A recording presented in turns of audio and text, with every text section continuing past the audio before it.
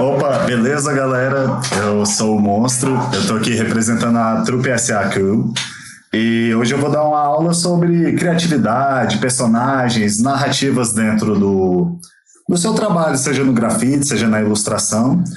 Hoje, quem tá aqui acompanhando do lado aqui é o Silva. Dá uma aparecida aí, Silva, o pessoal lembrar da sua cara. Salve, galera!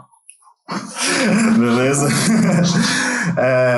O Silva vai dar os recados principais aí, que é quem está fomentando acontecer essa aula, né? Essa aula só acontece porque a gente recebe o patrocínio do FAC.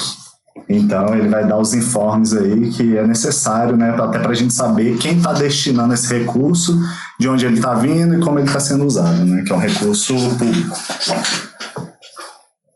Bem, o projeto Trupe Urbana Online ele é desenvolvido pela Trupe SA Crew, como o Monstro citou agora há pouco, com recurso do Fundo de Apoio à Cultura da Secretaria de Cultura e Economia Criativa do Governo do Distrito Federal.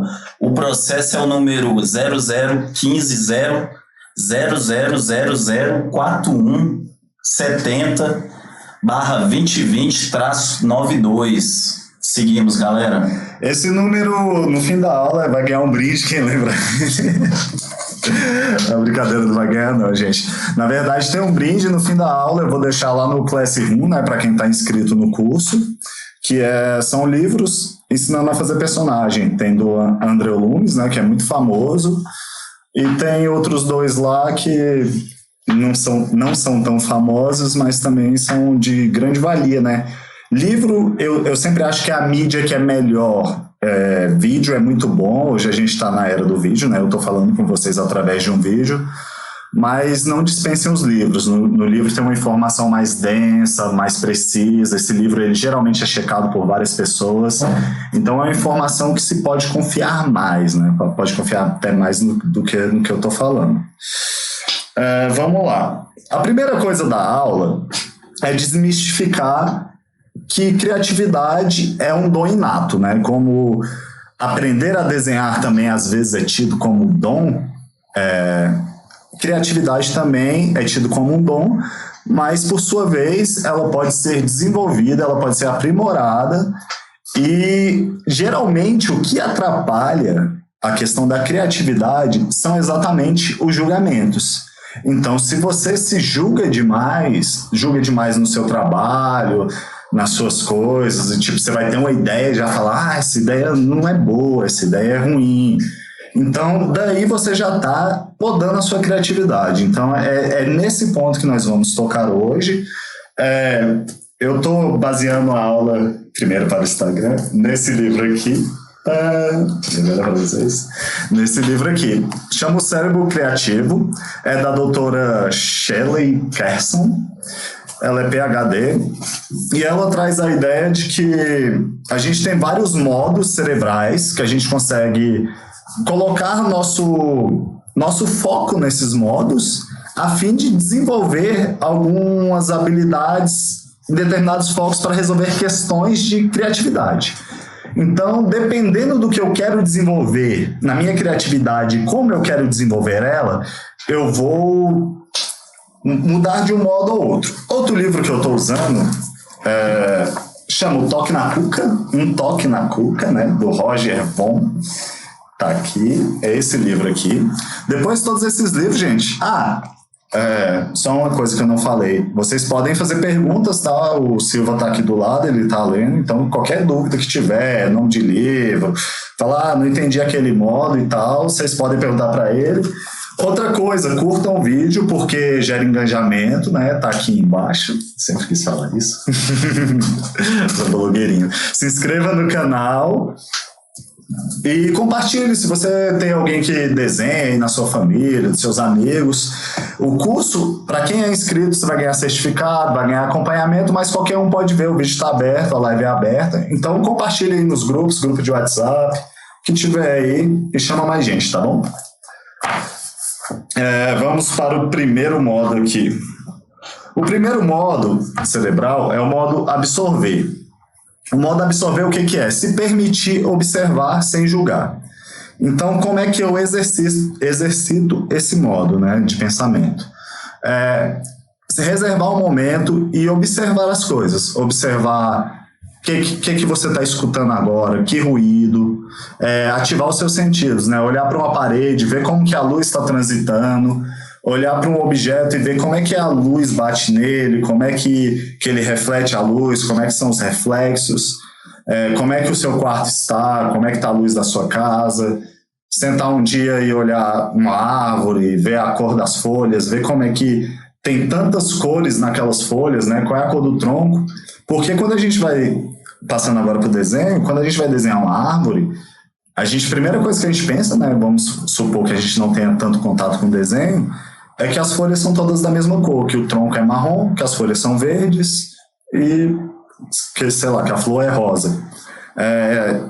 E quando a gente para observar, na verdade, a gente vê que tem muitas cores ali naquelas folhas. Tem amarelo, tem verde, tem laranja, tem marrom. Então, é se permitir observar. E essa observação, ela não é em vão, que apesar de você observar e não julgar, essas informações elas vão ser processadas na área do seu cérebro, né, no inconsciente. E quando você tem aquela ideia que você fala, eureka, essa informação que você destinou um tempo, observou, que vai estar lá agindo no seu córtex pré-frontal, né, que é onde que é processada essa imagem e se transforma numa ideia. Uma dica rapidinho para quem quer mapear a questão de como ter ideias e que momento que eu tenho ideias, é justamente você pegar e visualizar qual é o momento que você teve essa ideia. O que você estava fazendo? Vamos supor, eu tive uma ideia genial quando eu estava correndo. Aí você anota em algum lugar que você teve tal ideia quando estava correndo. Se você repete esse processo e você sempre tem ideias nesse processo, é porque esse é um processo que para você, no seu corpo, faz sentido. Tem gente que vai ter ideias escutando música, tem gente que vai ter ideia deitado numa rede, balançando, tem gente que vai ter ideia fazendo exercício. Então, cada pessoa, o cérebro dela vai funcionar de tal maneira para ela ter ideias. Ideias não vêm do nada, tá, gente? Na natureza, as coisas não simplesmente aparecem. Então, se você teve uma ideia, é que provavelmente alguma coisa você captou com seus sentidos, que se transformou, gerou uma conexão e virou uma ideia.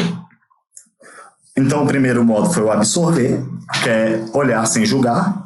O segundo modo, e também, só um adendo, ele envolve esse não julgar, é uma desinibição cognitiva, que é diferente de ser, tipo, aquela desinibição de quem bebeu, por exemplo, dançar em cima de uma mesa, que é a comportamental. Não é a comportamental, não é para você agir de maneira estranha, é para você não julgar um pensamento que lhe seja estranho, por exemplo. O outro modo é o visualizar. O modo visualizar é justamente criar imagens mentais, se permitir imaginar. Isso é parecido com aquilo que se fala de ser uma eterna criança, né? Você permitir o seu cérebro de ver coisas, de perceber, de observar. Vamos supor, eu olho para uma parede, essa parede é amarela. Eu posso imaginar essa parede azul e criar uma imagem mental dessa parede azul. Isso é visualizar, é se permitir criar imagens mentais. E quanto menos a gente exercita, mais a gente vai perdendo essa habilidade. A criança tem muito essa habilidade de visualizar. Sei lá, eu posso olhar eu quero mudar os móveis da minha casa de lugar. Estou pegando exemplos bem básicos. Eu olho para a parede e eu consigo imaginar e visualizar aqueles móveis naquela disposição em que eu pretendo mudar, sem precisar ir lá exatamente e mudar tudo de lugar. Consigo visualizar como é que minha casa vai ter um forro, como é que vai ser o meu desenho se ele for azul e não amarelo, que são decisões que a gente tem que tomar. Desenhar é exatamente tomar decisões. A partir do momento que você coloca uma folha em branco ou uma tela com um novo documento, né, no Photoshop, que a gente vai tratar hoje, você está tomando escolhas. Então, desenhar é tomar escolhas. E quanto mais você conseguir visualizar a sua escolha antes de fazer, melhor. Porque você já imaginou, você já sabe como é que é, aquele processo já ocorreu. Então, na hora de fazer, você vai simplesmente só fazer. O próximo modo é o conectar. Eu vou aqui, entre o conectar e o visualizar, eu vou fazer alguns adendos. Tem uma coisa que chama pensamento convergente e tem uma coisa que chama pensamento divergente. São dois modos de pensar. Não é que um seja bom e o outro seja ruim. Cada um é bom a seu modo. O pensamento divergente é quando você pensa em várias soluções. Você tem o problema que está aqui no meio e as soluções elas estão em volta. Você pensa em todas as possibilidades antes de tomar a atitude que você acha que é correta, no caso. O pensamento convergente, ele não vagueia tanto. Você tem um problema e você vai focar na solução. A solução é essa, eu não quero pensar em outras alternativas.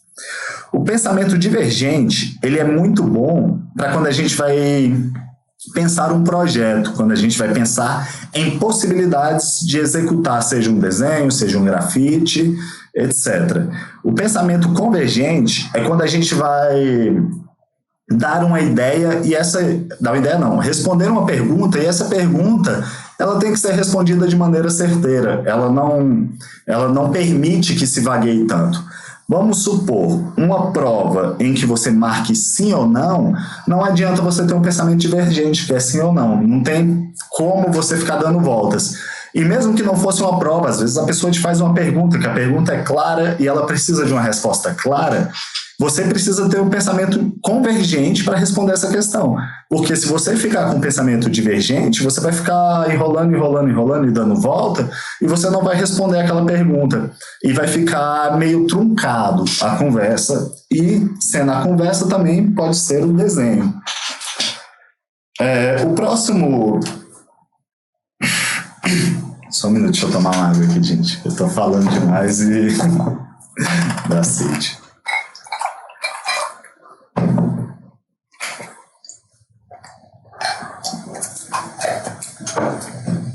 Conectar, que é o que eu estou falando aqui do modo mental, ele serve muito para você pegar e explorar as ideias e conectar umas com as outras. Vou pegar esse material tal, com esse suporte tal, e com essa cor tal, e vou fazer algo. Então eu estou fazendo conexões de várias coisas que eu sei para chegar a um resultado. Vamos supor, a Adri deu uma aula de colagem outro dia, né, Adris? Eu pego essa colagem, aí eu falo, eu já sei desenhar retrato. Então, como é que eu vou pegar essa colagem e vou juntar com um retrato e vou fazer algo novo? É uma experimentação. Como é uma experimentação, ela já parte do pressuposto em que eu tive um momento de criatividade para pensar essa ideia. Muitas vezes, a gente fica meio que paralisado, né, diante da folha, porque a gente não pensou antes. E é importante você pensar antes. É importante você ter essas ideias e essas conexões antes. Para isso, é bom alguns exercícios que são contínuos, tipo pegar uma caneta, um lápis e riscar aleatoriamente, ver o que sai. Tem um exercício que chama escrita automática, que ela é usada no teatro também. E em outras áreas, né? Não só no desenho, que é você pegar um lápis ou uma caneta e escrever sem parar, escrever o que vier na sua cabeça. E a partir disso, você vai ler e você vai ver que teve ideias ali, que elas apareceram num fluxo, que é exatamente o seu inconsciente passando na frente do seu consciente e jogando o que tem nele lá no papel. Então, daí você consegue tirar ideias. É como, por exemplo, o Salvador Dalí, né, que pintava os sonhos. Então, você vai lá no seu inconsciente buscar o seu material para trabalhar. Dentro das conexões, a gente também vai ter o thumbnail, né, que a Yasmin Kali falou na aula dela, que é você criar possibilidades. Então, você faz vários quadradinhos na folha, pequenos, e dentro desses quadradinhos você vai testando composição, né? Em que lugar que você acha que fica melhor, você testa a paleta de cores. Então, você vai testando tudo dentro desses espacinhos. O próximo modo... Fica parecendo coisa de desenho, né? Um monte de modo. O próximo modo é a razão. Muita gente acha que para você ser criativo, você tem que ser muito doido, né? Tem que deixar a mente correr livre, não ter limites, não ter julgamento, como eu já falei, né? Mas tem um momento, vai chegar esse momento, ainda não cheguei nesse modo, que você vai precisar julgar sim. Mas vamos lá. A razão, ela é muito importante para você sintetizar essa ideia que você teve. Porque não adianta a gente ter uma ideia, porque ideia a gente tem aos quilos, né? Ideia a gente tem muito. A questão é se essa ideia vai ser boa para cumprir o objetivo. Eu fiz uma colinha aqui porque tem umas questões que a gente tem que responder pelo método da razão. Primeiro, são os passos para você ativar o modo razão de criatividade, tá? Primeiro, reconheça quando tiver um problema. Então, a primeira coisa de resolver um problema é saber que tem um problema. Eu sei que parece óbvio, mas muitas vezes a gente não sabe nem o que é que vai resolver e quer resolver. Segunda coisa, você vai definir esse problema. Então, já reconheci que eu tenho um problema. Qual é o problema? Próxima coisa. Número 3, estabelecer um objetivo. Eu tenho um problema, eu não vou sair doido caçando um monte de coisa, já pensamento divergente, isso, não. Eu tenho que traçar um objetivo. Qual é o meu objetivo diante desse problema que eu tenho? 4, faça um brainstorm das possíveis soluções. O que é brainstorm? Brainstorm é você pegar um papel e escrever todas as ideias, vamos supor, isso tratando através da escrita, tá? Que brainstorm ele pode ser feito de diversas formas, ele pode ser feito com desenho, com pintura, fotografia, etc. Não é só através da escrita. Mas vamos supor que seja através da escrita. Então você tem aquele problema, você vai escrever e tudo que se relaciona com aquele problema, você vai colocar. Sei lá, vamos supor que eu vou fazer um brainstorm envolvendo árvore, né, que é outro exemplo. Árvore, aí eu vou folha, amarela, árvore, papel, celulose, tal coisa. Então, vai uma coisa encadeando a outra, entende? Quando você vê, você consegue chegar a resultados que você não conseguiria chegar facilmente indo diretamente ao ponto. 5. Avalie quais foram as soluções que você encontrou para esse problema. Então, vamos supor, você tem um problema, você já criou o brainstorm, dentro do brainstorm vai ter várias possibilidades, e o próximo passo é você avaliar, dentro dessas possibilidades, o que lhe é mais útil e o que parece que vai dar certo para o que você quer. 6. Escolha melhor baseado nos prós e contras. Então, você vai pegar aquela solução que parece plausível e você vai ver o que é bom nessa solução para o problema e o que é ruim para a solução deste problema. 7. Faça um plano para implementar a solução. Não quer dizer que você já tem a solução, você já analisou os prós e contras, que ela está completa, né? Ela ainda falta um pedaço ali para acontecer. 8. Avalie o sucesso da sua solução para o seu objetivo. Então, se eu coloquei o objetivo, encontrei a solução, já vi os prós e contras, já vi se ela me serve, eu tenho que avaliar se ela realmente tem sucesso. E o 9, e último tópico desse processo da razão, ver se funcionou. Se não funcionou, volta o processo lá atrás, no brainstorm, faz de novo, novas soluções e vai o processo inteiro, tá bom? O próximo modo, esse é o modo da razão, tá? O próximo modo é o avaliar. O avaliar, ele vem depois desse da razão, né? Se você quiser botar um depois do outro. Você pode viajar de diversas formas entre esses modos, tá, gente? Não é um depois do outro, não. O modo avaliar, ele também vai ter umas dicas aqui. Primeiro, separar ideias boas das ideias ruins. É o que eu falei, né? Não é porque você teve uma ideia que essa ideia é maravilhosa. Você tem que parar um tempo ali e avaliar racionalmente se essa ideia é boa. A ideia é original, porque às vezes a ideia é boa, a ideia é ótima, mas é a ideia que seu colega fez. Que o cara lá do Instagram fez igualzinho. Então você vai estar copiando, né? Não é original. A gente tem que tomar muito cuidado quando a gente fala de referência. A referência é diferente de cópia. Quando você copia diretamente, tal qual tá lá, ou sei lá, tem um personagem lá, um tubarão com um cilindro de oxigênio. Eu vou lá, pego o tubarão com cilindro de oxigênio, só que em vez de botar um cilindro, eu ponho 2 e faço igualzinho. Eu não usei referência, eu copiei e tentei disfarçar. Então tem que tomar muito cuidado com isso. A sua ideia é expressiva? Ela vai ser útil? Ela vai ser, quando a pessoa vê, vai ser útil para o seu objetivo? É pensar, né? Essa ideia vai mudar a maneira como a pessoa vai encarar aquele tema que você tratou? Tipo, ela vai olhar, ela vai se sentir tocada, seja emocionalmente, ela vai sentir alguma coisa quando vê? Isso tratando de desenho, né, de grafite. Essa ideia alcança o objetivo? Então é outra questão, né? Às vezes você tem uma ideia, ela é boa, tal, mas para o seu objetivo ela tá mediano. Então dá para melhorar, tem que buscar melhorar. E por último, tem valor estético. E quando eu falo valor estético, eu não estou fazendo julgamento de belo, tá? Eu não estou falando isso é feio, isso é bonito. Eu estou falando tem valor estético. Dentro da proposta do que você quer, ela atinge? Eu quero fazer um monstrão aqui horripilante que passe a sensação de medo. Eu estou conseguindo? Se eu não estou conseguindo, talvez a via que eu estou indo não é tão boa.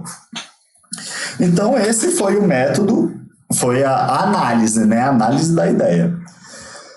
E por último eu vou tratar aqui de transformar, que é justamente você pegar uma coisa e usar para outro fim, né? Então vamos supor que eu tenho a minha lata de spray ali e ela serve para determinado fim. Que outros jeitos eu tenho de usar essa lata? Sei lá, tem gente que pega a lata e enfia um prego nela, né? Ela fica inútil depois, mas ela joga um jato de tinta na parede e pode causar um efeito X em que eu espere que aconteça. Então isso seria um transformar, um exemplo bem básico, tá, gente? Mas eu acho que o nome já diz por si. E o último modo que eu vou tratar aqui, eu não sei se eu falei que o outro era o último, mas o último é esse, é o método de conexões, de corrente, quer dizer, conexão já foi, corrente. Corrente é exatamente você ter um hiperfoco. Você vai fazer algo, vamos supor, eu vou agora desenhar retrato. Então você vai pegar e você vai botar o material que você vai usar para retrato, você vai tirar celular de perto, você vai tirar telas de perto, você vai pedir para aquela pessoa que está lá na sua casa ou no lugar de trabalho para ela não te chamar a atenção durante um tempo e você vai se concentrar totalmente naquilo. Eu te garanto que a sua mente ela vai fluir bem mais e as ideias elas vão vir bem mais do que se você estiver parando toda hora para olhar o celular, parando para procurar referência. Quando você for desenhar, já deixa a referência preparada, porque parar para procurar referência é um tempo que você acha que não, mas quando você vai ver, você ficou um tempão ali. Porque a internet é esse mundo, né? Você abre uma aba, quando você vê, você entrou e para voltar é difícil. Então, esses são os métodos para criatividade. Nesse livro aqui, que é o Toque na Cuca, deixa eu achar aqui, só um minuto. Tá, aqui. Aqui tem alguns... Deixar aqui na tela. Tirar os dedos da frente. Esses daqui são alguns dos julgamentos que eu falei no primeiro modo. Tá vendo? Então, tem várias coisas que a gente... que está escrito aqui que a gente faz. Eu sei que vocês fazem, porque eu também faço. Todo mundo faz essas coisas. É muito difícil a gente lidar, né, com esses parâmetros. Agora eu vou passar um pouco aqui pro Photoshop. A gente já foi quase metade do nosso tempo aqui. Só um minuto. Ok. Ok, estou no Photoshop. Tadã! Vamos passar agora para os personagens, tá, gente? Vocês estão me escutando aí, vocês não estão vendo mais, agora eu virei essa seta aqui, essa bola. Vou falar aqui dos personagens. A gente tem um sistema no nosso organismo, que é um sistema que nos permitiu evoluir, né, como espécie também, não foi só ele, mas é a pareidolia. Como é que a pareidolia funciona? Eu vou colocar aqui o primeiro. A pareidolia é quando você enxerga olhos, bocas, né? Enxerga um personagem em algo que não existe. Não existe, sim. A coisa existe, né? Ela não é um personagem de fato. Como a gente está vendo aqui esse capacete, né? Obviamente é um capacete, mas ele parece uma preguicinha, né? Tem um olho aqui, outro aqui, o nariz e a boca, né? Sorrindo aqui, felizona. Por que nosso corpo faz isso, né? Porque quando a gente vivia mais assim, onde tinha animais selvagens e tal, a gente precisava reconhecer facilmente olhos e bocas. Então, o ser humano que conseguia, também já foi constatado que tem alguns primatas que fazem isso, tá, gente? Que conseguem assimilar que tem um animal camuflado observando, tem maior chance de sobrevivência. Vamos supor, você está numa floresta e tem uma onça no meio do mato te olhando. Se você olha rapidamente, consegue reconhecer 2 olhos, uma boca, e mais ainda, se você consegue perceber que ela está feroz, então você tem uma chance de sobrevivência maior do que se você não reconhecesse. Então eu vou continuar passando aqui algumas imagens de pareidolia. Você vê que facilmente a gente reconhece. Esse daqui mesmo, só a sombra, a gente já vê um personagem. Isso daqui, gente, eu não estou passando aleatoriamente para vocês não, tá? Porque dentro disso daqui, vamos supor, você está aí na sua casa, você olhou para um objeto e viu um personagem. Pega um caderno, pega um lápis e desenha o que você está vendo. No último exemplo aqui, vocês vão ver que vai dar para ver certinho. Aqui outro, né? Um fiozinho aqui no nariz, olhinhos, a boquinha. Espero que todo mundo esteja vendo, né? Porque quando você não está vendo... Antes acreditava que era um problema quando a pessoa via isso, né? Achava que era alguma disfunção. Mas quem não vê também... assim, também dá para exercitar, né? Como a criatividade. Aqui é uma fechadura de porta. Nuvem, né? Quem nunca deitou, olhou para o céu e olhou as nuvens, né? E imaginou, essa nuvem parece tal coisa e tal. Essa daqui, por exemplo, a pessoa que visualizou essa nuvem viu esse dinossauro nela aqui, ó. Vê se vocês conseguem ver agora. Difícil, né? Tem que ter imaginação, muita imaginação. Mas é se permitir, ela entra muito naquele modo de absorver, né? De você só deitar, olhar e não julgar. Depois que você olhou, tá observando as nuvens, aí vem o visualizar, né? Eu vejo essa nuvem, eu visualizo algo em cima dessa imagem que eu tô vendo, tá bom? Então essa é a pareidolia, vou fechar aqui. Não quero salvar. Vamos agora para o próximo aqui. Separei aqui para vocês, né, adentrando esse tema do personagem. No grafite, muitas vezes se distinguem duas aulas principais, né, digamos. Letras e personagens. Então, necessariamente, o que não é letra é personagem, tá? Então, pode ser visto de diversas maneiras. Vamos começar aqui. Esse sou eu.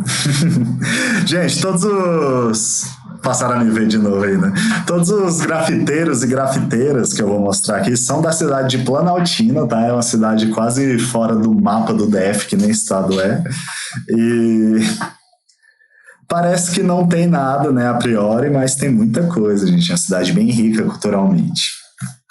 Eu não desenho muito personagem, eu gosto de desenhar esses camaleões, polvos, com pontilhismo, né? Eu gosto de trabalhar esses temas. Esse daqui é um desenho da Adris, que está aqui do lado do meu.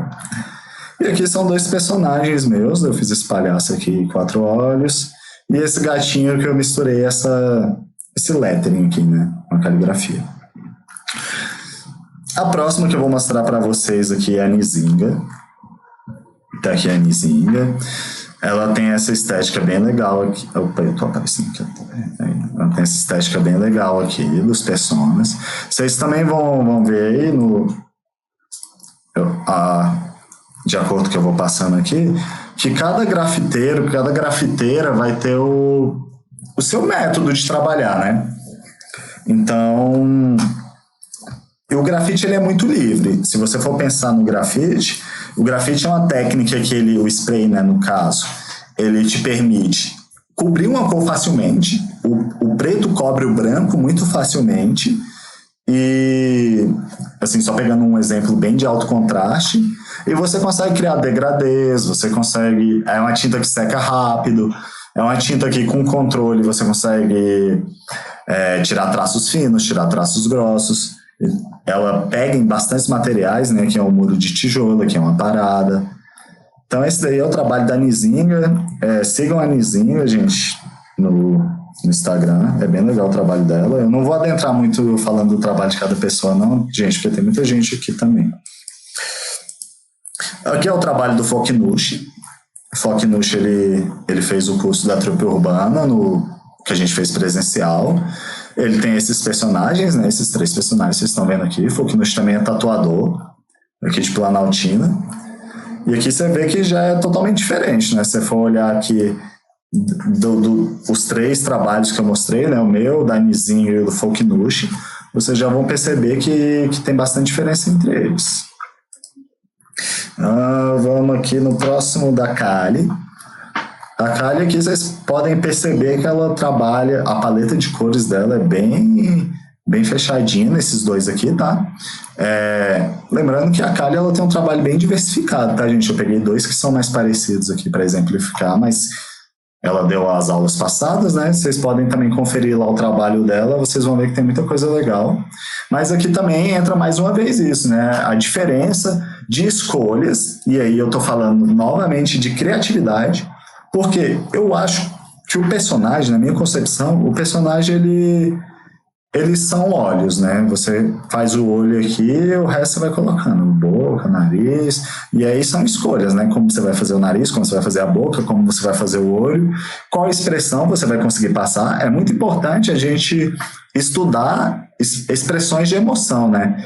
Tem aquele canal do YouTube lá, o Metaforando, que ele destrincha muito bem qual músculo se move para passar determinada emoção. Esse conhecimento ele é totalmente válido na hora de você fazer suas criações, e você também pode observar no próprio rosto das pessoas, né?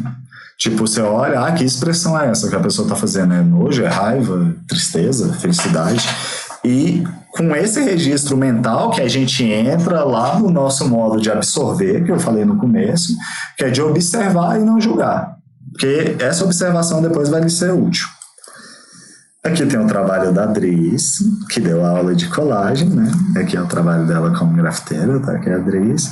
Vocês veem que, apesar de técnicas diferentes, né? Que a Dris usou um trabalho que é do divisionismo, né? Divisionismo, ele está dentro do pós-impressionismo, e é quando a gente usa ponto, tracinho, né? Quando a gente divide a maneira de se pintar, né? E aqui ela usou cores mais chapadas, né? Uma ilustração mais flat, que a gente chama, que é característica de programas que usam vetores, né? Para fazer. Dá para fazer também em programas que usam pixel, como o Photoshop, mas programas que usam vetores dá para fazer muito bem essa técnica aqui, e depois passar para a parede. Essa daqui é a Thay. Ela também fez o nosso curso do Trupe Urbana presencial. Aqui são os trabalhos dela, vocês podem ver também. Aqui a paleta de cor bem fechadinha, né? Yasmin tratou de cor na última aula. E aqui são os gatinhos dela. Aqui é bem legal, né? Porque aqui ela mostra como é que é um sticker, né? Que ela mandou fazer dos personagens. E aqui atrás, os personagens dela na parede, né? Então dá pra ver bem legal, assim, como dá para você pegar e passar a sua ideia, né? Um desenho digital aqui que ela fez à mão, depois digitalizou e depois logo na parede.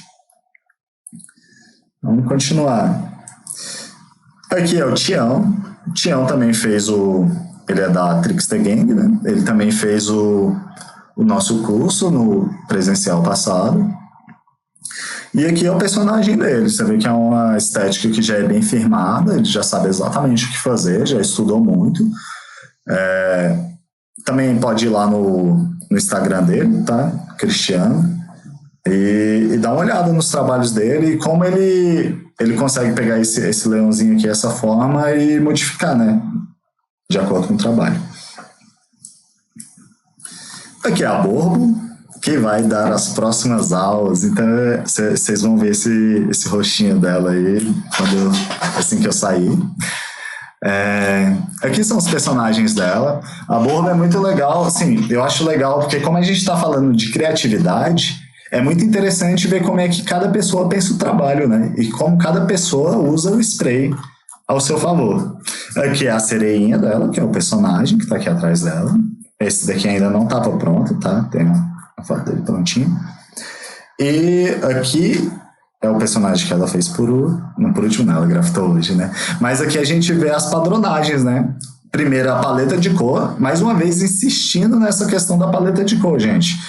As cores não é tipo, eu tenho 20 cores, vou usar as 20, não.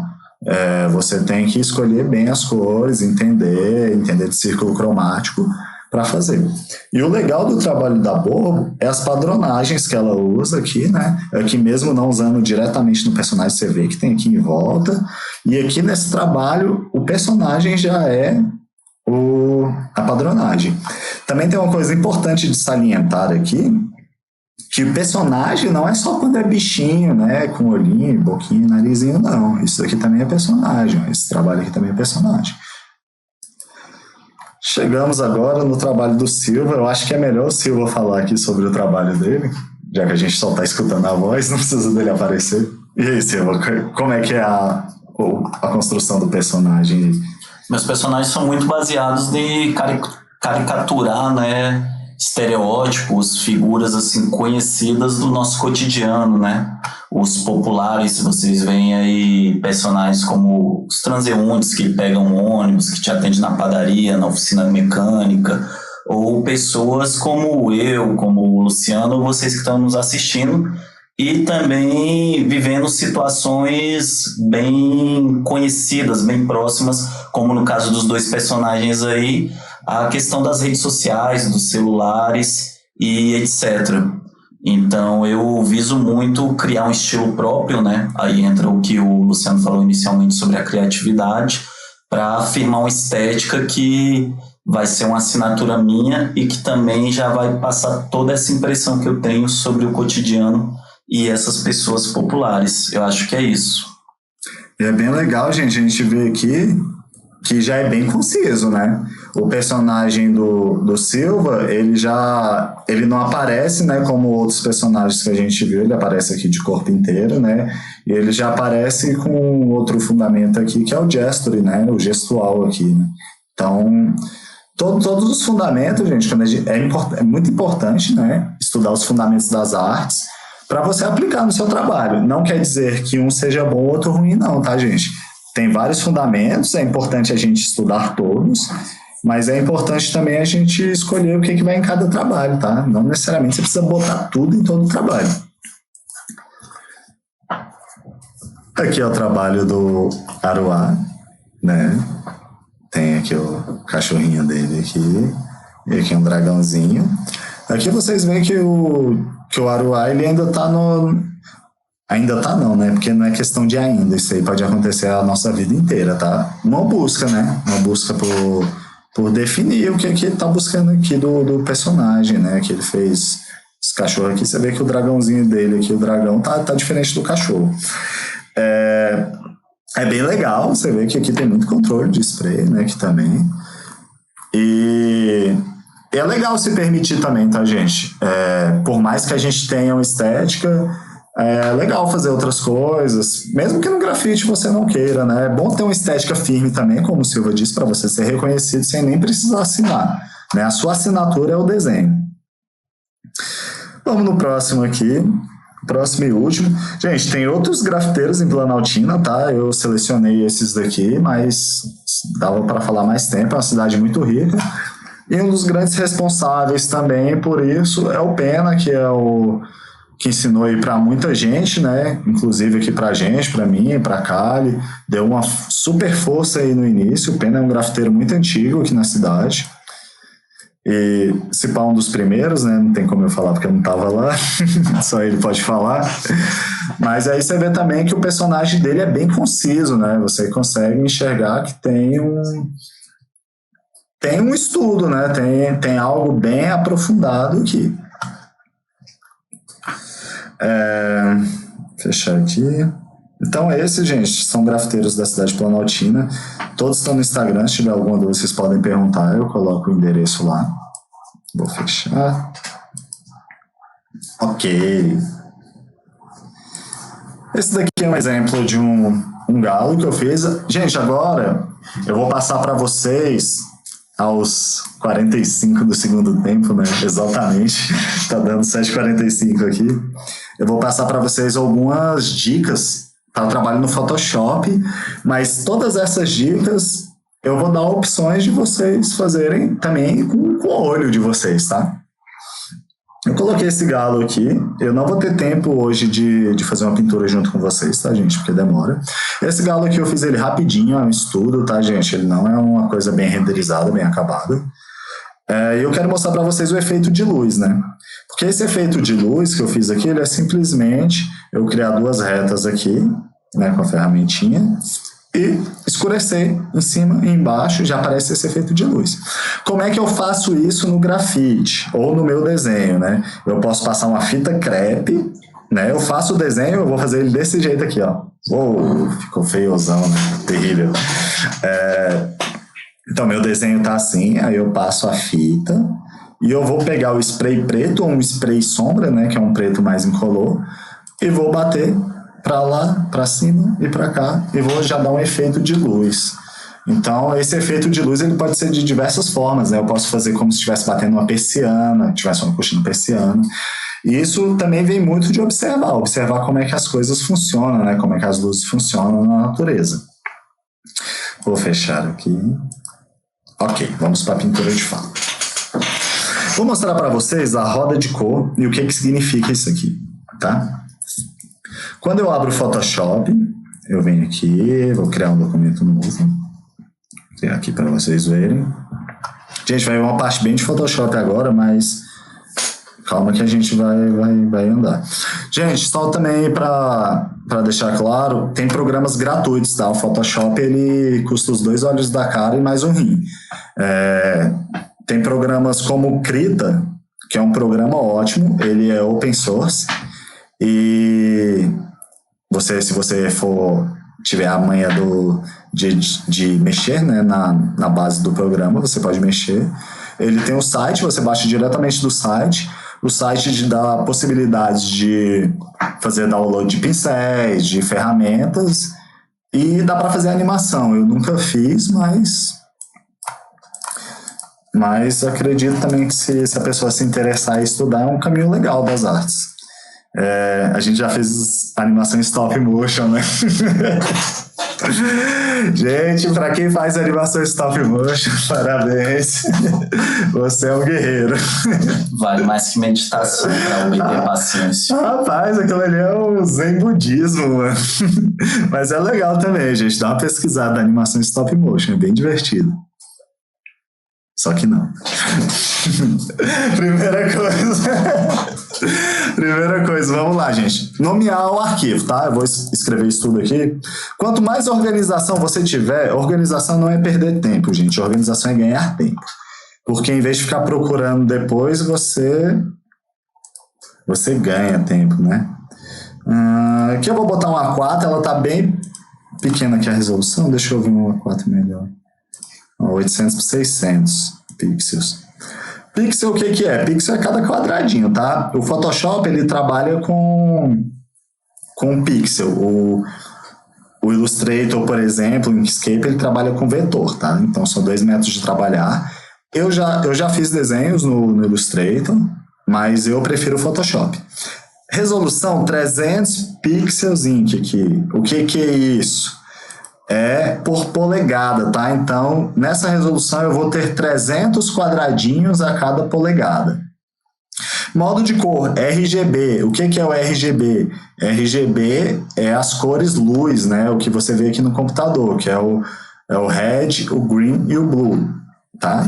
Qual é o fundo? O fundo, gente, eu geralmente gosto de deixar ele um pouquinho mais cinza, né? Que é igual a Yasmin estava falando na outra aula, o Silva também falou, que você tem a possibilidade de usar cores mais claras para dar o brilho.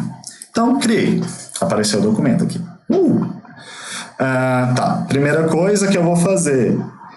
essa camada aqui é como se eu tivesse uma folha em cima da outra, né? Então eu vou duplicar a camada. A primeira coisa é esse ícone aqui, ó, o Ctrl Shift N. Você duplica. Então aqui eu vou trabalhar nessa layer, né? Se eu tirar essa daqui, você vê que fica transparente. Eu vou trabalhar aqui. Qual é a vantagem do digital? Você pode fazer rascunhos de inúmeras vezes, né? 1000 vezes aqui, criando layer, né? Aqui você pode criar quantas você quiser, né? Então você cria e você vai desenhar na de cima. Na de cima não, você vai desenhar na que está selecionado. É normal a gente tá desenhando em uma e quando vê, tá desenhando na outra. Eu só acho... Ah, tá aqui. Tava sentindo falta da caneta. Aqui em cima, gente, vamos falar de cor, tá? Gente, na próxima aula, mudando um pouco de assunto, na próxima aula eu vou falar sobre stencil e a gente vai preparar um stencil no Photoshop, o processo no Photoshop, e a gente vai fazer o stencil manual. No Photoshop, eu vou continuar essa aula aqui de hoje, tá? Então, vocês falam, ficou aí mostrando coisa e não desenhou, foi nada. Então, para isso, eu vou desenhar alguma coisa aqui. Deixa eu ver. Aí, pronto. Desenhei. Tá, vamos para as cores. Cores, a gente clica aqui, ó, tá no modo cor aqui. A gente clica aqui do lado, vai ter todas essas opções. Preto e branco, CMYK, que é para... Clicar aqui, que aí vocês veem, né? Que é para impressão, né? Que é o ciano, magenta, yellow e preto. Se eu tirar aqui, ó, vocês vão ver que as cores apareceram aqui, aí eu vou colocando qual que eu quero, tá? Aqui é o método RGB, né? Que é o que eu falei, que é o de luz. Então, se eu vou fazer uma arte que é para ser uma arte que vai ser só vista no digital, às vezes compensa usar o RGB, tá? Porque você já trabalha com a cor luz direta. Aqui é o Lab. Gente, o Lab, ele dizem, eu não uso o Lab, tá? Mas dizem que ele se assemelha muito à visão humana, tá? Então aqui você controla a luz, e aqui também, né, verde desse lado, rosa desse, blue desse, né, azul desse, laranjado desse, e você vai misturando as cores. Esse quadradinho aqui indica qual cor que tá bom? Eu uso, que eu acho muito bom para desenho, HSB, porque ele vai trabalhar na mesma dinâmica das cores, né, que a gente, do fundamento da arte. Em cima, o que é isso em cima aqui? Em cima é a cor de fato, né? Ele é a roda que estava aqui embaixo. Deixa pra lá. Aqui em cima ele é a matiz, né? E a matiz ela vai indicar que cor que é. Qual é a cor que é? Vamos supor, azul. Essa é a cor. Embaixo é a saturação. O que é a saturação? Saturação é se eu tenho muito pigmento dessa cor. Eu vou começar a exemplificar aqui, né? Só um minuto. Tá aqui. Abre o pincel. Ó, tá aqui esse azul aqui. Vou pintar aqui. Vamos supor, eu quero mais pigmento, eu pego e boto mais saturação, ele vai ficar mais pigmentado. Se eu quero saturar mais, é aquela história, né? Vai aumentando mais saturação. Viu que foi saturando. Se eu tirar toda a saturação, o que vai acontecer? Eu tirei todo o pigmento. Então ele só vai o cinza. Tá? O último aqui são os valores tonais, gente. Valores tonais. Ó, eu estou sem saturação, é muito bom para ver isso aqui. Em 0% eu tenho o preto total. Tá? Preto total. E a partir do momento em que eu vou avançando, eu vou tendo menos pigmento preto e ele, consequentemente, vai ficar acinzentado. Acinzentado.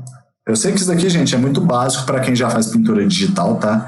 Mas tem muita gente que não faz, então é importante a gente passar essas coisas assim. E isso daqui é a mesma coisa quando você vai comprar a sua tinta de spray, tá? É claro que você não vai chegar lá na Graph Shop e vai falar, eu quero matiz tal, saturação tal e tom tal. Mas você pode olhar. Geralmente a lata, tem muita gente que não conhece a lata de spray, né? Eu tenho um aqui, deixa eu mudar a câmera aqui. Cortar, transição. Tá aqui a lata. Essa daqui é da marca No, tá? Eu não tô ganhando patrocínio, então eu vou tampar o nome aqui. Mentira! Vocês podem ver, o donut que tá aqui é o que indica a cor da lata. Não necessariamente vai ser igualzinho, tá? Não pode mostrar? Não tá aparecendo. Tá aparecendo no Photoshop. Gente, vamos lá. Isso. Agora foi. Então vou aproveitar para não mostrar o nome.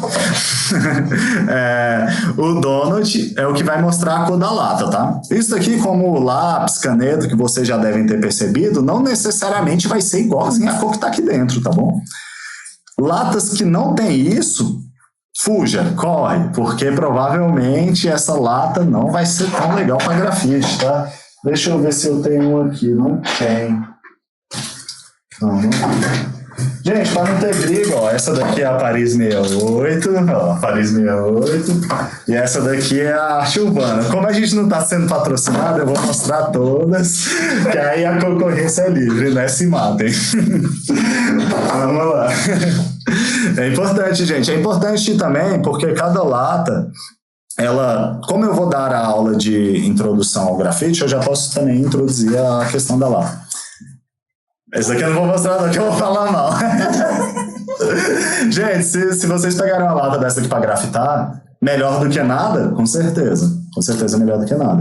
Mas tá vendo? Ela não tem o donut, a cor dela vem na tampa, tá? Então, quando não tem o donut, geralmente essa lata não é específica para spray, tá, gente? Então, se a prefeitura da cidade, o estado, qualquer pessoa contratarem vocês para pintar e derem essas latas, já sabe, né?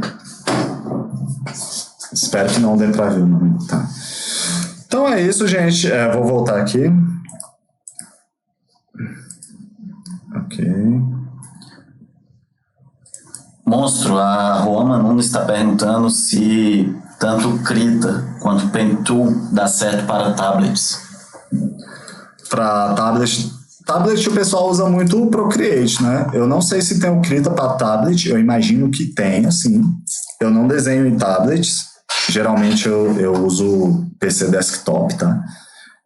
Que eu tô até meio perdido aqui, porque o meu Photoshop ele já é organizado, né, para a maneira que eu uso para desenhar, e esse daqui é um computador que não é o meu. Mas pode usar sim. Entre o Paint Tool, né? O Paint Tool tem muito vídeo no YouTube, é muito bom. Mas entre o Paint Tool e o Krita, eu pessoalmente prefiro o Krita. Eu acho ele um programa que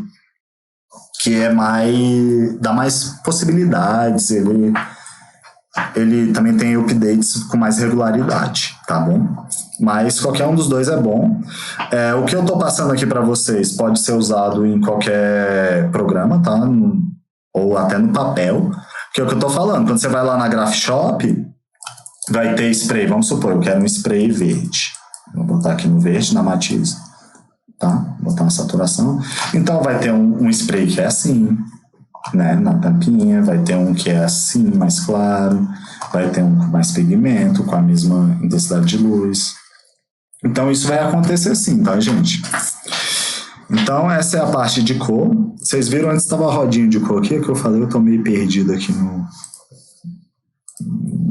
Deixa eu ver se eu consigo achá-lo aqui de novo. Tá aqui. Voltou. Essa rodinha de cores aqui é bem legal, porque aqui você sobe, né? Você vai tá mexendo lá em cima, né?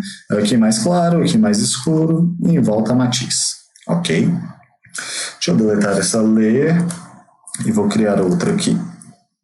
Ok. Vou escrever aqui. Entrando mais uma vez na questão da organização, gente. Sempre organizado. Dentro da possibilidade, nomeie cada layer, porque quando vai ficando muito aqui, você começa a ficar perdido. E, se possível, até coloque a corzinha nela também, tá bom? Vou puxar, vamos falar de referência agora, tá? Eu trouxe esse gatinho aqui, eu vou puxar, ó, tá aqui em cima, tá vendo? Eu vou puxar ele aqui pro lado, eu não vou desenhar, você pode desenhar na mesma layer que ele, no mesmo lugar que ele, tá bom? Mas não aconselho, eu aconselho a desenhar do lado. O que você pode fazer? Eu vou vir aqui no meu gatinho, tá aqui. Gente, rapidão, tá acabando, tá? Eu vou só ensinar para vocês como é que faz esse processo aqui. Vim aqui no meu gato. eu dei Ctrl J. Gente, Ctrl e J, ele duplica a layer, tá? Então ele vai pegar essa layer e vai copiar outra igual, tá vendo? Eu tenho aqui, ó, tirei a de baixo, tirei a de cima, ele some. Qualquer um que eu botar vai ser a mesma coisa. Aí eu vou vir aqui em imagem. Isso aqui, gente, serve para qualquer... Tipo, sei lá, vou fazer uma tatuagem. Vamos supor que você trabalha com tatuagem. Eu pego uma referência, uma foto colorida, e eu quero fazer ela preto e branco, eu posso fazer esse processo, que é imagem, ajustes, tá? Quem está em português. Aqui, ó, preto e branco. Clico aqui. Ele vai abrir essa... Ele já ficou preto e branco e ele vai abrir essa janela. Nessa janela, eu posso pegar as cores e modificar elas para dar mais contraste. Aqui não mudou nada. Vou mexendo aqui e ver qual que muda, tá? No zoom, nada tá mudando aqui. Aqui, ó, isso aqui mudou, tá vendo? Deu escurecida, deu uma... Aí, ó, aqui mudou. Ele tem muito amarelo, tá? Então eu vou escurecer bastante ele. Ok, tem mais contraste, mais fácil de desenhar, né? Cria mais, deixa mais dramático, né? Melhora a luz. Aí aqui em filtro, eu vou colocar para pixelizar aqui e mosaico, tá, gente? No mosaico, o que eu vou fazer? Eu vou pegar essa forma, que é bem nítida, e vou deixar ela mais desfocada. Por que eu faço isso? Porque quando eu vou desenhar, se tratando de pintura, eu não tenho que ficar olhando detalhes no começo. Eu tenho que olhar, né, se tratando de pintura, não de desenho com risco. Eu tenho que me preocupar em que lugar tá tal tom. Se aqui tá mais claro, tá vendo? Tá bem branquinho. Aqui é um preto total, praticamente, né? Eu posso vir aqui com conta-gotas e verificar, né, qual que é. Eu não aconselho você ficar pegando o code de conta-gota de cá e trazendo para cá, não, tá? Porque todo esse processo que eu faço no Photoshop é justamente para treinar o nosso olho e o nosso cérebro para fazer em outros lugares. A gente não está conseguindo ver o gato. Você consegue colocar ele em abas? Porque quando ele tá a gente não enxerga. Apareceu? Fechou, vai. Dá um ok aí, gente, se você estiver vendo o gato. Sim. Ok, deu certo. E tem duas perguntas também. Gente, ó, aqui é antes, tá? Eu vou voltar aqui o processo, ó. Rapidão, vou passar uns 10 minutinhos aqui, vocês aguentam aí. Ajuste, imagem, ajuste, preto e branco. Aqui no yellow eu vou escurecer, que depende da cor do desenho, tá, gente? Tem desenho que vai ser outras cores. Tá vendo? Aumentou o contraste. Se eu quiser mais contraste, eu posso ir em imagem, e em levels, vai abrir essa aba aqui, eu posso deixar mais escuro aqui se eu quiser. Ó, avanço preto aqui.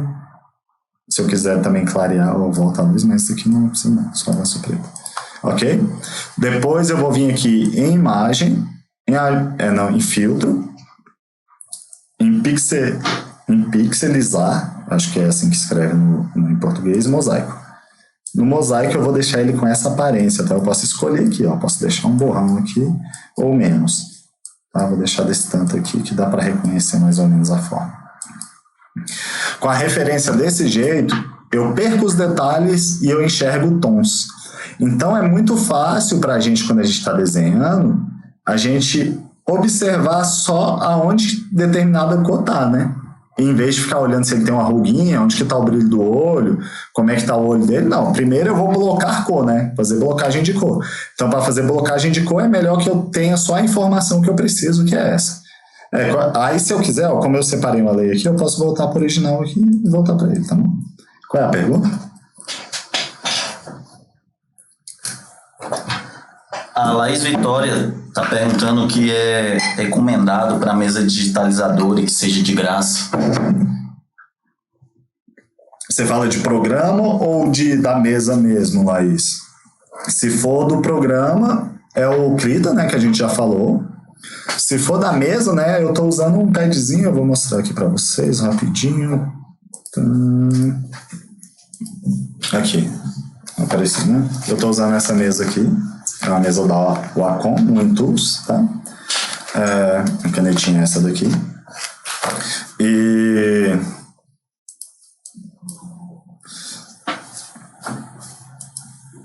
Ok.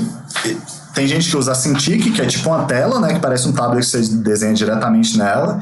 Eu acho o preço dela, assim, bem salgado para quem não trabalha profissionalmente ainda, mas se você tem possibilidade de comprar e acha que vai usar, né, recomendo, porque é dentro da possibilidade de cada um. Se você não tem uma caneta, uma mesa dessas, essas mesas custam em média R$150, 200, R$300. Pode procurar no LX, como o Diego deu a dica aqui, para ser mais barato, né? Aí você dá uma testada, vê se está funcionando, se a pressão, o mais importante dela é a pressão e tá respondendo direitinho, tá bom? O LX é bem interessante, tem que tomar só cuidado com os golpes, né? O LX é bem perigoso. Mas eu já comprei muita coisa por lá e dá certo. Monstro, a Beatriz Dias Freitas está perguntando sobre o que você falou anteriormente, sobre criar personagens, que se para construir um personagem é importante pensar na história dele ou isso depende? Aí a gente entra na narrativa, né? É importante sim. Se você quer um personagem que ele tenha algo além, né, da capa, né, a capa do livro é o seu personagem. O livro, o conteúdo ali é a história que você cria para ele. Tem muita gente que cria personagem, gosta de botar nome dos personagens, gosta de pensar de onde que esse personagem veio. Então, toda essa parte do background, né, que a gente faz por exemplo, em teatro a gente faz muito isso, o pessoal do cinema faz muito isso, né, da animação. Então, quanto mais história, personalidade, tudo que você conseguir criar para esse personagem, melhor vai ser ele, porque você vai conseguir, dentro dessa história que você criou, tirar elementos. Se eu tenho um personagem, vamos supor que ele veio de Marte, eu consigo pensar que coisas espaciais podem combinar bem com ele, por exemplo, entende? Então, eu tendo uma história do personagem, eu consigo ter gancho para puxar mais coisas para o personagem, tá bom? Então, é muito importante, sim, quando você está atrás, tipo, quando não é só um estudo, né, como é algo que você quer fixar, é importante, sim, criar a história dele, é uma parte super importante. E, finalizando aqui, gente, acabou que não desenhamos mesmo, né? Para finalizar aqui a pergunta da Laís, se você não tem a mesa e quer partir para o desenho, eu aconselho você a fazer arte vetorial, usar programas como Illustrator, Inkscape, até o Photoshop tem. Eu não sei onde que está a ferramenta aqui agora. Ela está aqui em algum lugar, mas aqui, caneta. Que é a caneta, que é essa ferramenta aqui, tá? Que você faz aqui, eu estou fazendo aqui com... Tá vendo? Com o mouse aqui mesmo. E aqui eu crio formas, né? Vem aqui, joga a cor. Pintou tudo. Gente, eu não sei fazer arte vetorial no Photoshop, tá? Eu sei só no Illustrator. Então, mas você procurar tutorial aí no YouTube, você escreve arte vetorial que você vai achar muita coisa, tá? Tem programas gratuitos também de arte vetorial e é um tipo de arte que não perde em nada, uma em detrimento da outra, tá bom? Todas os modos de pintar são só ferramentas, tá, gente? Seja no tradicional, seja no digital, isso é só uma ferramenta. O que define se vai ser bom ou ruim, primeiro, isso tem que dizer a respeito para você, né?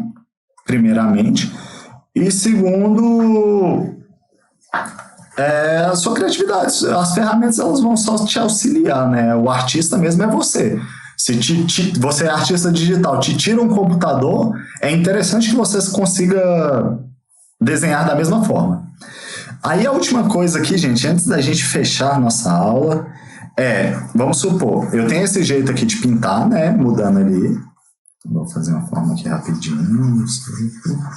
E eu posso aqui nesses números, né, sem ser os F, esses números que tem no seu teclado, e mudando a opacidade, tá vendo? Tá mudando aqui, ó, opacidade 30, 34, 50, 60 e tal. Eu posso pintar dessa forma, que aí, ó, eu boto aqui no preto total, eu boto 10% de cor.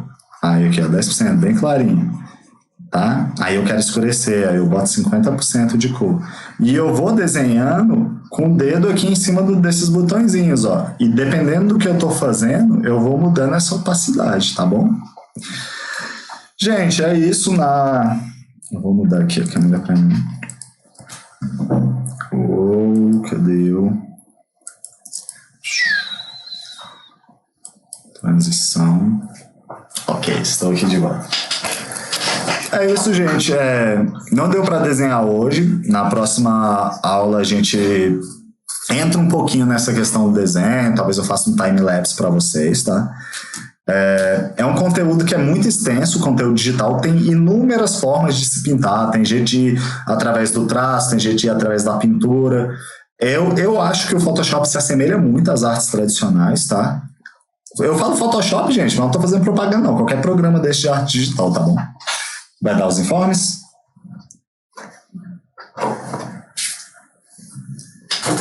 Bem, eu gostaria de sugerir também sobre a criação de personagem, complementando o que eu estava falando dos meus e que eu vejo também do Pena, é que o estudo de realismo, de anatomia, também pode contribuir através de uma desconstrução, né?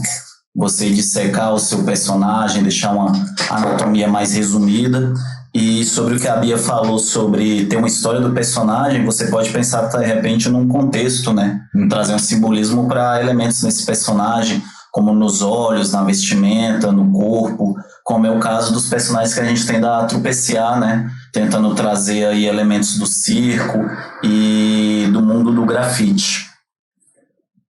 Então, para a gente finalizar, gostaria de mencionar mais uma vez que o projeto Trupe Urbana Online é desenvolvido pela Trupe S.A. Crew, com recursos do Fundo de Apoio à Cultura e da Secretaria de Cultura e Economia Criativa do Governo do Distrito Federal, pelo processo 001500004170/2020-92. Lembrando aí a galera também para nos seguir nas nossas redes sociais e para divulgar e compartilhar também o que vocês produzirem na nossa hashtag Trupe Urbana Online. Gente, é isso. Eu vou colocar os livros lá no Classroom.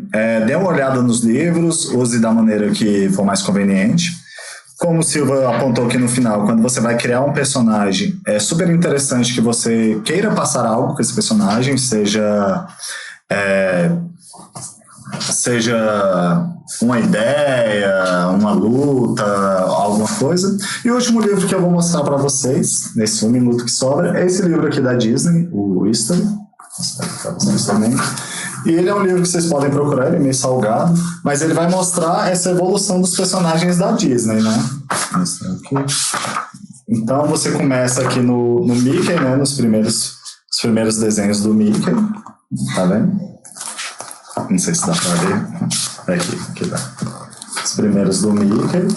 E depois vai mostrando como é que esses personagens evoluíram dentro dos filmes da Disney, né? Não necessariamente o Mickey. Tem aqui a Alice no País das Maravilhas. É bem interessante porque a Disney, eu não sou super fã da Disney, mas eu admiro o trabalho. A Disney, ela caminha há muito tempo e ela tem um desenvolvimento bem legal da arte dela. Dá para você ver o traço cada vez mais solto, outras preocupações, outras paletas de cores, tá bom? Então, é um livro interessante de ver. E personagem é o que mais tem no mundo, gente. Personagem de marca, personagem de grafite.